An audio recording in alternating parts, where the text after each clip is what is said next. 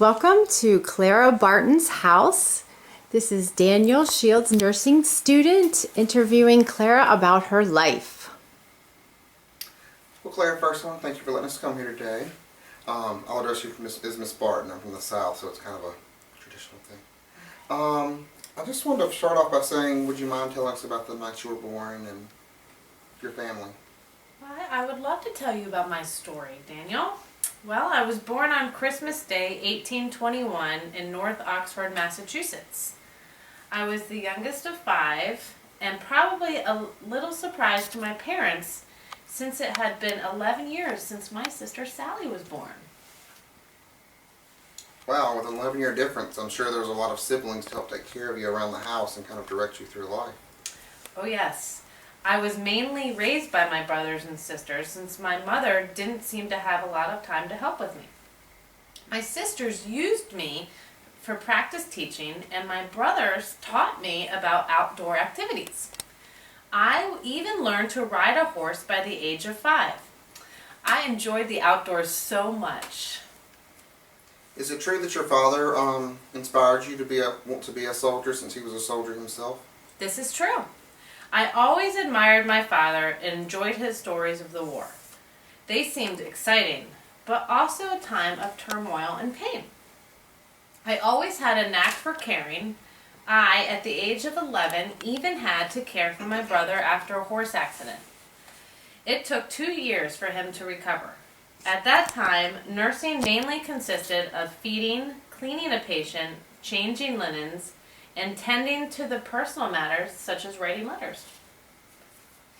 Well, Miss Barton, I guess it was a different time. That was 25 years before Florence Nightingale's Notes of Nursing was even released. What schooling did you attend after graduating, as far as your career and pursuing in life? Well, at that time, being a teacher was the only education outlet for women. I scored very high on my teaching exam. Nice. I heard that at the age of 31, you even opened the first public school in Bordentown, New Jersey, and started out with 6 students, but after the first year ended up with 300. That's a lot. Wow, I see you have done some studying up on me. I tried. Yes, this is true. We started out small and grew to a school that even caused some contention from the private schools in the area. So, Miss Barton, how do you become a teacher and then go to being a nurse on the battlefield? How do you transition into that and also becoming the founder of the American Red Cross? That's a lot of ground to cover. Well, dear, that's a journey that started with small steps. After getting passed up for the principal at my school by a man, albeit less qualified, I decided I would move to Washington. I initially began working in a patent office, which was an oddity in itself. There were very few women working in government offices and positions in these days. I worked there for a few years until 1861. I've done a little more reading, Miss Barton. That was the year the Civil War started. How did that affect you in Washington? Well, I was there in Washington waiting for the arrival for Union soldiers who were attacked in Baltimore by Confederate soldiers on their way to Washington. As I saw the wounded arrive for care, I realized that I knew them as my students.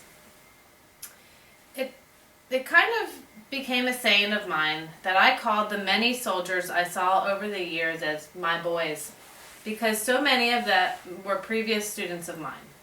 I still wanted to get closer to the battlefields since I could tell that the soldiers weren't being cared for before arriving to the train station or the hospital.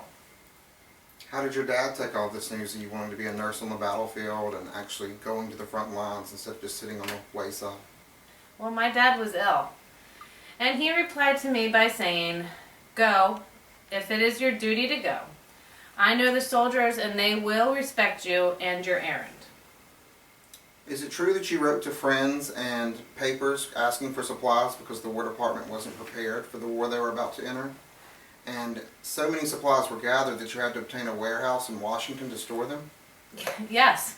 I mean, even I was surprised about the amount I was able to obtain from so many sources. As it was once stated, the quartermaster only gave me my army pass for battlefield because of the amount of supplies I had. And it wasn't just cake and donuts. I do love those. Well, Claire, thank you. I also have a surprise for you. We have a video of a battlefield you were once at, so roll the tape.